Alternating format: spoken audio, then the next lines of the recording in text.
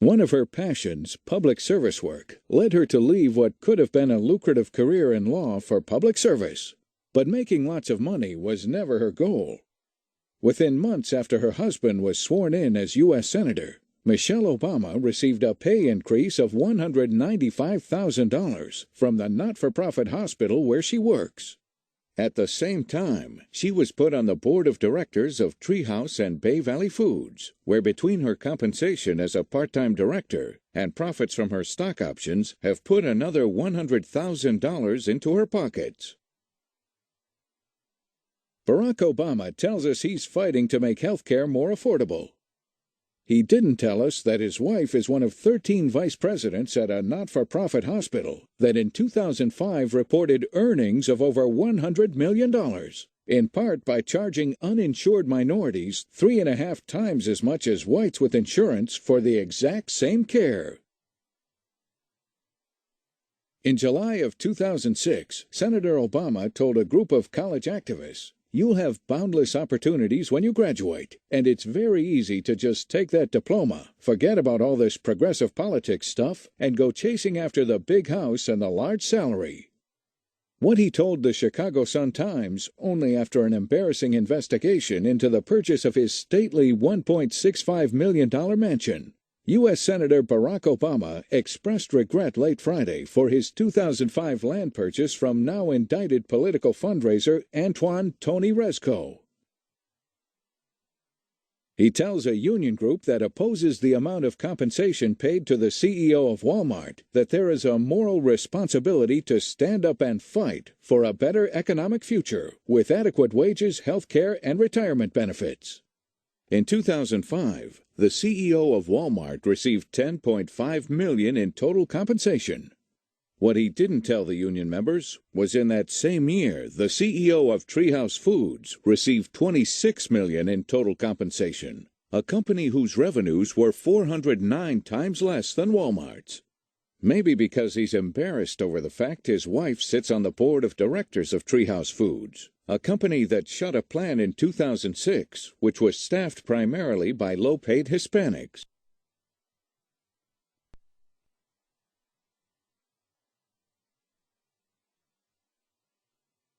In Iowa recently, Senator Barack Obama denounced the pain that is caused by outrageous health care bills, saying, "We are not a country that rewards hard work and perseverance with bankruptcies and foreclosures." This is not the first time Senator Obama has talked passionately about the threat to people who cannot afford to pay outrageous health care bills. In 2005, he said, "Hospitals terrorize the uninsured." On this issue alone, Barack Obama could have made a difference, but instead, he chose to stand by silently as many not-for-profit hospitals, including his own, made huge profits by price gouging the uninsured.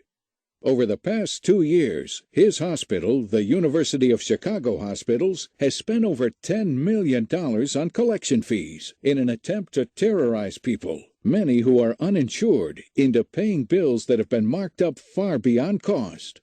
That's right, when it comes to the uninsured, this hospital marks up their actual costs by 350%. And this is one of the few hospitals left in the entire country that refuses to provide a discount to the uninsured.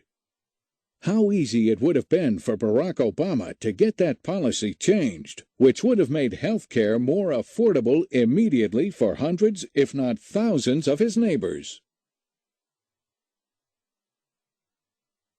Allowing this immoral practice to continue has been very beneficial to this not-for-profit hospital, as in 2005, they reported making a record profit of over $100 million.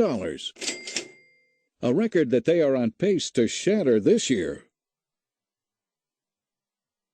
While Senator Obama has criticized, and rightfully so, the excessive profits being made by pharmaceutical companies and large insurance companies, he has done nothing about the excessive profits being made by not-for-profit hospitals by their price-gouging uninsured patients.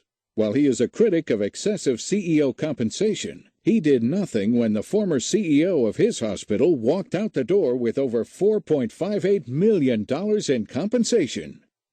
When his fellow Democrat, the Attorney General of Illinois, demanded hospitals like this one provide more charity care, he did nothing. Maybe, just maybe, the fact that this hospital that employs his wife used some of those obscene profits to increase his wife's total compensation by almost $200,000 a year shortly after he was sworn in has something to do with his lack of any real effort on behalf of the uninsured. Or maybe he's done nothing about these abuses because the executives at this hospital have provided him with over $100,000 in campaign contributions over the past few years. Whatever the reason, the fact is, while he continues to speak about the need for affordable health care, he has done absolutely nothing to make it more so. Confucius said that the journey of 1,000 miles begins with a single step. Barack Obama's journey toward actually making health care more affordable will begin when he takes a step down the street to the hospital where his wife works and demands that they stop terrorizing the uninsured and instead treat them with respect. Tonight I say to the people of America, to Democrats and Republicans and independents across this great land, enough! It's time for us to change America.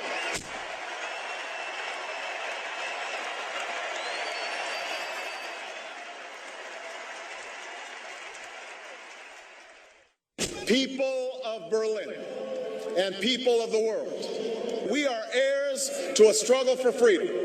Let us remember this history and answer our destiny and remake the world once again.